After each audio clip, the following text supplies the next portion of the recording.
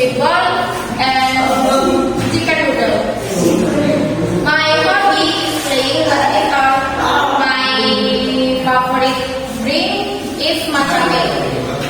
This is story about my family and myself. That's all from me.